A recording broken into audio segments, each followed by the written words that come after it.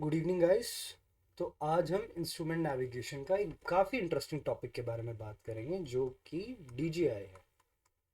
ठीक है, तो मैंने आपको बताया था कि सिक्स पैक इंस्ट्रूमेंट जो होता है उसमें दो टाइप के इंस्ट्रूमेंट बेसिकली होते हैं। दो टाइप में हमने डिवाइड किया है सिक्स पैक इंस्ट्रूमेंट को। सबसे पहला है प्रेशर इंस्ट्रूमेंट और दूसरा था गायरो या जैरो इंस्ट्रूमेंट। तो प्रेशर इंस्ट्रूमेंट हमारे तीन टाइप के थे और जैरो भी मेरे तीन टाइप के थे। ये तीनों type that is altimeter, VSI, ASI हमने कवर कर लिया है।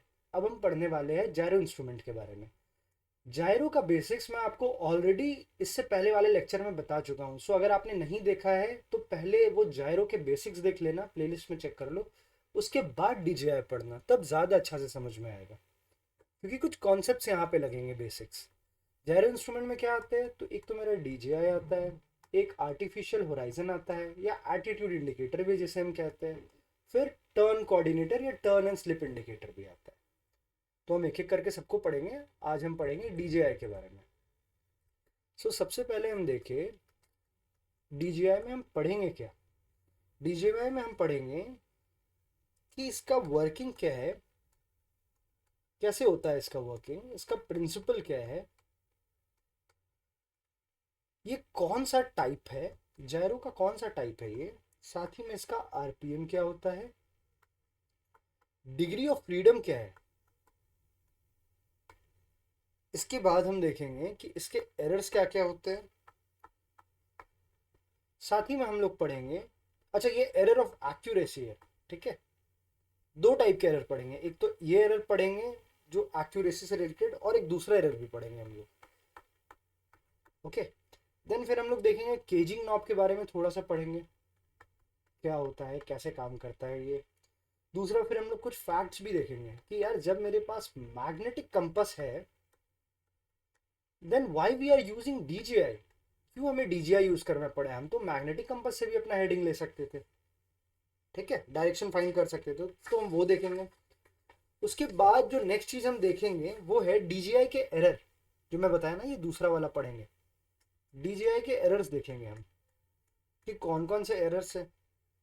फिर इन एरर्स में से जो मोस्ट प्रोमिनेंट एरर है वो है मेरा एपरेंट ड्रिफ्ट, उससे रिलेटेड चीज हम पढ़ेंगे। एंड लास्टली हम लैटिट्यूड नट के भी बारे में पढ़ेंगे और इसके बाद ये टॉपिक हमारा ओवर हो जाएगा। So let's start, let's begin. Please मैं वापस बोल रहा हूँ, ये टॉपिक चालू चालू होने से पहले जायरो के जो बेसिक्स वाले हैं चैप्टर वो कर लो। ठीक है, so DJI stand for directional directional directional gyro indicator या गायरो इंडिकेटर। ठीक है, साथ ही में हम इसको एक और नाम से जानते हैं विच इज हेडिंग इंडिकेटर। अब नाम से ही पता चल रहा है ये क्या देता है, हमें हेडिंग बताता है। ठीक है, डायरेक्शन देता है। ये जो DJI या हेडिंग इंडिकेटर होता है ना, ये मेरा सेक्साजेसिमल सिस्टम है। अब ये भाई साहब क्या नई चीज़ है। सेक्साजेसिमल सिस्टम बहुत इजी होता है, ये कुछ नहीं होता है। जो हमारा डायरेक्शन जो शो होता है ना, वो डिग्री में शो होता है। और कहाँ से कहाँ तक होता है, 0 to 360 डिग्री। इसी को हम सेक्साजेसिमल बोलते हैं। ये कौन सा जायरो है, अगर हम बात करें तो ये डिस्प्लेसमेंट जायरो है, डिस्प्लेसमेंट जायरो है एंड टाइट जायरो है।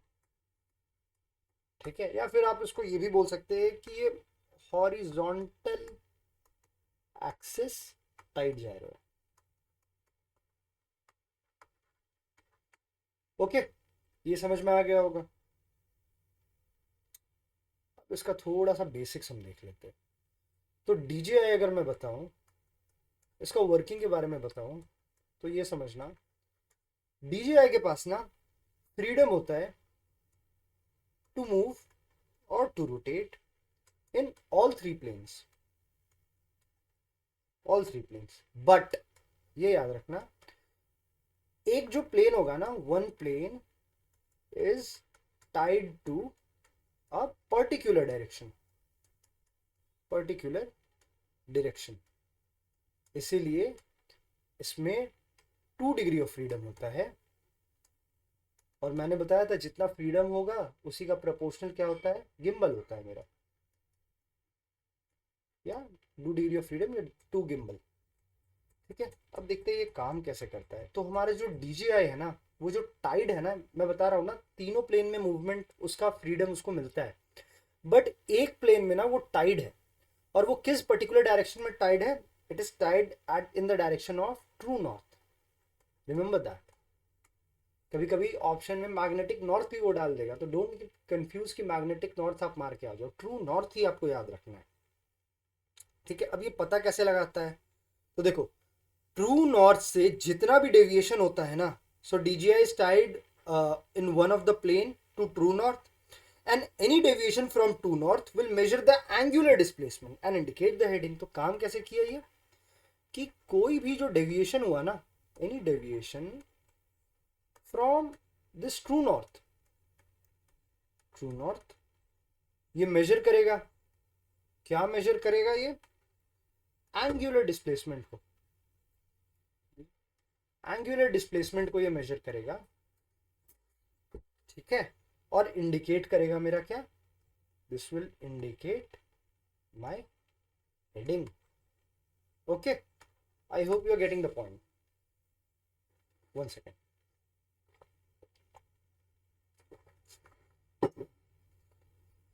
ओके, तो ये हो गया है। अब हम इसका प्रिंसिपल देख लेते हैं, ये वर्किंग आपको समझ में होपफुली आ गया होगा। Let's see the principle. So gyro के दो प्रिंसिपल के बारे में हमने पढ़ा था, एक क्या पढ़ा था, एक रिजिडिटी पढ़ा था, एक प्रिसीजन पढ़ा था। ठीक है, नहीं पता है ये दोनों क्या होते हैं, मैंने बहुत अच्छे से बहुत सरल शब्दों में ये समझाया है, चेक आउट द प्लेलिस्ट। सो पहला क्या है, रिजिडिटी है, दूसरा क्या है, मेरा प्रिसीजन है। अब DJI के केस में जो रिजिडिटी होता है ना, वो मेरा डायरेक्शन के लिए होता है। अब रिजिडिटी क्या होता था, तो it is the property of a gyro to point at particular direction until subjected to an external force. ठीक है, और प्रिसीजन क्या होता था, 90 degree force applied to a rotor moving in a particular direction. ये किस चीज के लिए था, ये मेरा जायरो कंट्रोल के लिए था, या गायरो कंट्रोल के लिए था। सो रिजिडिटी मेरा क्यों आया है, डायरेक्शन के लिए, प्रिसीजन मेरा क्यों आया है, गायरो कंट्रोल के लिए। अब इसका हम RPM देख लेते हैं। RPM इसका कितना होता है, 12,000 से लेके 13,000 के आसपास होता है इसका RPM। डिग्री ऑफ फ्रीडम 2 होता है, ये मैं आपको बता चुका हूँ। अब इसका एक एरर देख लेते हैं, रॉन्ग इंडिकेशन वाला एरर। ठीक है, एरर पार्ट 1 देख लेते हैं, एक तो हम लोग पढ़ेंगे ही DJI के एरर, बट ये पार्ट 1 है। तो सबसे पहले ये रॉन्ग इंडिकेशन कब देता है, रॉन्ग इंडिकेशन इन रोल और पिच और रोल के समय में देता है, कब, जब मेरा ये अबव 55 डिग्री हो रहा है, किसमें, एयर ड्रिवन में। तो देखो दो टाइप के ना मेरे DJI होंगे, एक तो एयर ड्रिवन होंगे और जो दूसरा होगा ना वो मेरा इलेक्ट्रिकल ड्रिवन होता है। एक तो आप समझ रहे होंगे एयर ड्रिवन नाम से भी पता चल रहा है एक इलेक्ट्रिकल ड्रिवन है। तो जो रॉन्ग इंडिकेशन होता है रोल और पिच में, ये एयर ड्रिवन में कब होता है, जब आप 55 डिग्री से ज़्यादा कर रहे हो, और इलेक्ट्रिकल ड्रिवन में कब होता है, जब आप 85 डिग्री से ज़्यादा कर रहे हो रोल और पिच। ठीक है, ये समझने वाली बात है। अब हम थोड़ा केजिंग नॉब देख लेते हैं। केजिंग नॉब एक्चुअली में होता क्या है, तो देखो ये मेरा अगर DJI है ना, so this is my DJI, this will be my 360, this will be my 90, this will be my 180 and this will be my 270, और यहाँ पे हर जगह रहेगा हेक्साडेसिमल में, क्योंकि ठीक है यहाँ पे मेरा ऐसा कुछ एयरक्राफ्ट का फोटो बना होता है हेडिंग दिखाने के लिए। ठीक है, यहाँ पे ना मेरा एक नॉब लगा हुआ होता है, अगर हम बात करें तो इसको क्या बोलते हैं, केजिंग नॉब बोलते हैं। ठीक है, तो केजिंग नॉब के बारे में हम थोड़ा सा पढ़ते हैं, अच्छे से समझेंगे इसको, क्योंकि केजिंग नॉब काफ़ी इंपॉर्टेंट है DGC एग्जाम के लिए। केजिंग नॉब, अब भैया ये नॉब का काम क्या होता है, तो ये ना प्रिसिजन प्रोवाइड करता है। सो प्रोवाइड प्रिसिजन फॉर जायरो कंट्रोल। मैंने आपको बताया था ना कि जो प्रिसीजन का प्रॉपर्टी है वो क्यों है, जायरो कंट्रोल के लिए। तो केजिंग नॉब क्या कर रहा है, ये प्रिसीजन प्रोवाइड कर रहा है जायरो कंट्रोल के लिए। इसका यूज क्या क्या है, यूज फॉर, तो याद रखना सबसे पहले यूज इसका आता है compass synchronisation. Okay, compass synchronisation. दूसरा प्रिवेंट टॉपल। टॉपल का मतलब नहीं पता, बेसिक्स पढ़ लो, इसलिए मैं बोल रहा हूँ। री इरेक्ट आफ्टर टॉपल। तो ये तीनों काम के लिए यूज होता है कंपस सिंक्रोनाइजेशन में, टॉपल से बचाने के लिए, या अगर टॉपल हो गया तो वापस री इरेक्ट करने के लिए। ठीक है, अब एक चीज आपके मन में आना चाहिए कि यार मैग्नेटिक कंपास तो है हमारे पास, मैग्नेटिक कंपास है ना यार अपने पास, then why we are using DGI. DGI की जरूरत ही क्या है जब मैग्नेटिक कंपास है। आपको हेडिंग ही जानना है, मैग्नेटिक कंपास से भी तो हम जान सकते हैं डीजीआई की जरूरत क्या पड़ रही है। तो देखो कुछ कुछ चीज है वो समझ लो। एक तो याद रखना जो मैग्नेटिक कंपास है ना, वो ना कुछ एरर होता है इसमें। क्या एरर है, turning error and acceleration error. अब यार ये बस वर्ड याद रख लो, मैग्नेटिक जब चैप्टर पढ़ेंगे ना, मैग्नेटिज्म हम लोग पढ़ेंगे तो इसको अच्छे से समझेंगे। और ये वेरी इंपॉर्टेंट है, डीजीसीए में हर साल इसके ऊपर एक क्वेश्चन आता ही है, टर्निंग एंड एक्सेलरेशन एरर के ऊपर। तो ये हम समझेंगे। मैग्नेटिक कंपास में ये दोनों एरर होता है, बट डीजीआई में ऐसा कोई एरर नहीं है, नो सच एरर। डीजीआई का भी अपना एरर है, बट ये टर्निंग और एक्सेलरेशन एरर नहीं है। ठीक है, साथ ही में मैग्नेटिक कंपास के पास ना, मैग्नेटिक कंपास के पास एक एबिलिटी होता है। क्या एबिलिटी होता है कि it can align itself to magnetic north और ट्रू नॉर्थ, जो भी कह लो। नहीं मैग्नेटिक नॉर्थ करो, मैग्नेटिक कंपास है ना, मैग्नेटिक नॉर्थ कह लो।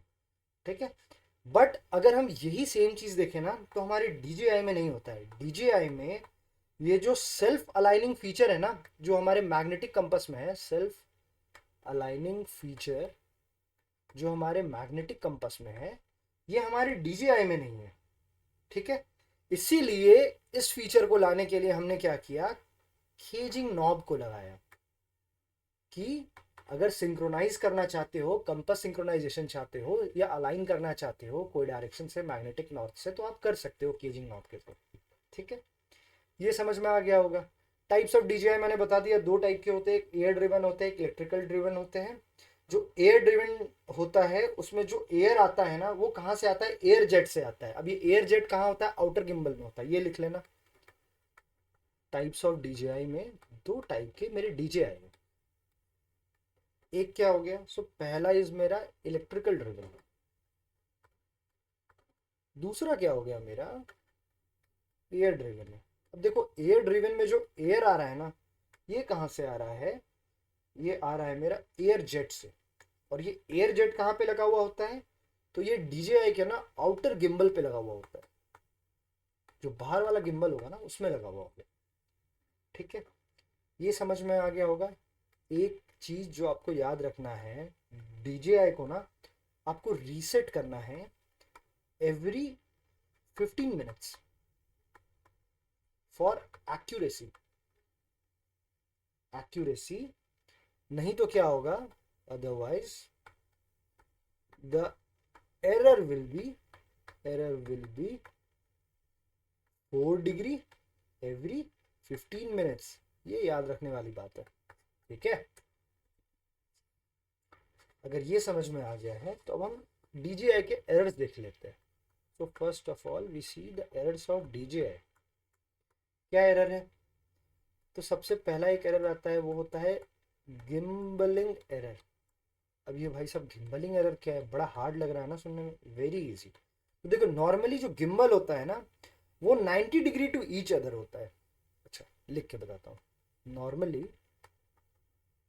the gimbals are 90 degree to each other.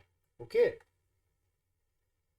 and when aircraft turn, जब aircraft घूमता है, then this gimbal might change its position,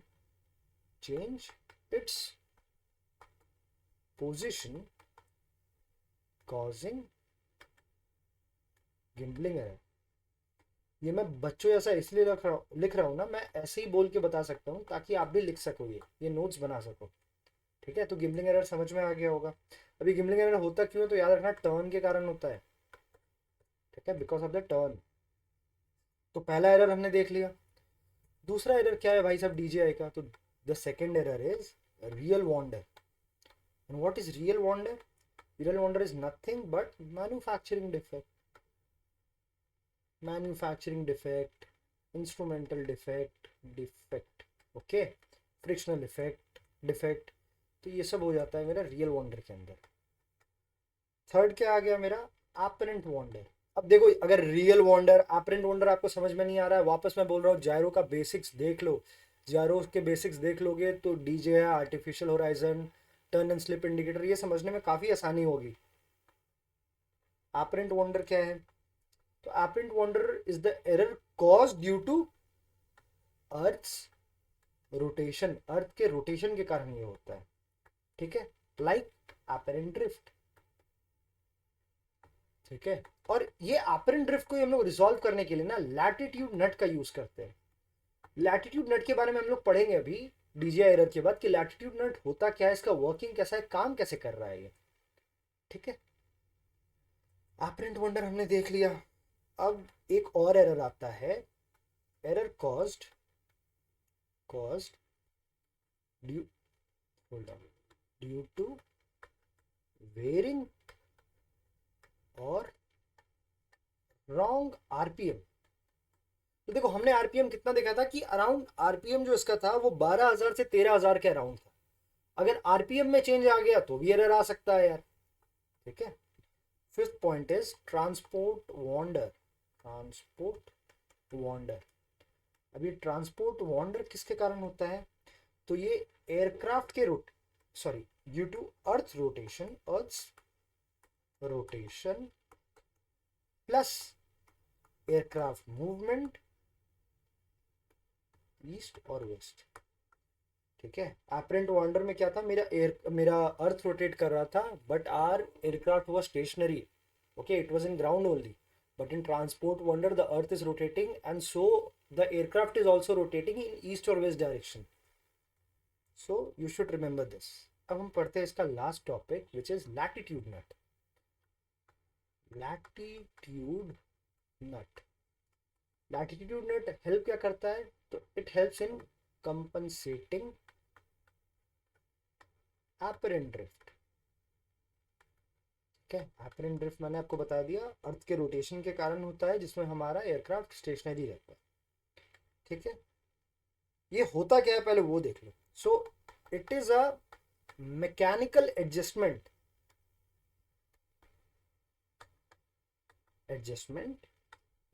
used to compensate Earth's rotation at different latitude। ठीक है, अब ये कौन सा प्रॉपर्टी को यूटिलाइज करता है लैटिट्यूड नट? तो याद रखना, लैटिट्यूड नट कौन सा प्रॉपर्टी को यूटिलाइज करता है? प्रिसीजन को। ठीक है, प्रिसीजन को यूटिलाइज करता है। और ये हमेशा लैटिट्यूड नट हम यूज करेंगे ना, वो हमेशा कोई एक पर्टिकुलर लैटिट्यूड के लिए यूज करेंगे। और हमेशा याद रखना कि ये जो लैटिट्यूड नट का हम यूज करते हैं ये हमेशा ग्राउंड पे करते हैं। हवा में जाने के बाद आप नहीं करोगे, हमेशा ग्राउंड पे करोगे। ठीक है, प्लीज रिमेंबर इट। लैटिट्यूड नट करता क्या है वो समझ लो, इसका वर्क कैसे हो रहा है। तो कुछ नहीं है, मैं बता चुका हूँ। लैटिट्यूड नट करता क्या है ना, अप्लाई करता है एक स्मॉल फोर्स को, to be precise precision force को अप्लाई करता है, छोटा सा प्रिसीजन फोर्स को अप्लाई करेगा to convert to counter actually to counter earth's rotation. ठीक है, और याद रखना जो हमारी ये एपरेंट ड्रिफ्ट जो मैंने बताया ना, ये जस्ट टू नो वाली चीज़ है, जो मैंने एपरेंट ड्रिफ्ट बताया, ये मेरा इक्वेटर पे जो होता है ना वो ज़ीरो होता है या मिनिमम होता है, ज़ीरो और मिनिमम होगा। और जैसे जैसे हम पोल्स की तरफ जाएंगे ना, जैसे जैसे हम इक्वेटर, ओके इक्वेटर, जैसे जैसे हम पोल्स की तरफ जाएंगे ना, ये जो मेरा एपरेंट ड्रिफ्ट है ना वो बढ़ता जाएगा, वो मेरा कीप्स ऑन इंक्रीजिंग। ठीक है, क्यों इंक्रीज होता है? क्योंकि मेरा हॉरिजॉन्टल कंपोनेंट है वो भी इंक्रीज होता रहता है हम ऊपर जैसे जैसे आते हैं। ठीक है, and this leads to end of this chapter. DGI chapter खत्म हो गया है and it was very important chapter, so I hope you like the session. ठीक है, बस खत्म हो गया यार, ऐश करो। मैं बोल रहा हूँ कि क्वेश्चंस हम सॉल्व करेंगे। अभी लग रहा होगा सिर्फ थ्योरी थ्योरी पढ़ रहे, क्वेश्चन सॉल्व नहीं कर रहे। पहले एक बार थ्योरी कंप्लीट कर लो, फिर एक एक करके हम लोग हर एक चैप्टर का क्वेश्चन भी सॉल्व करेंगे। ओके।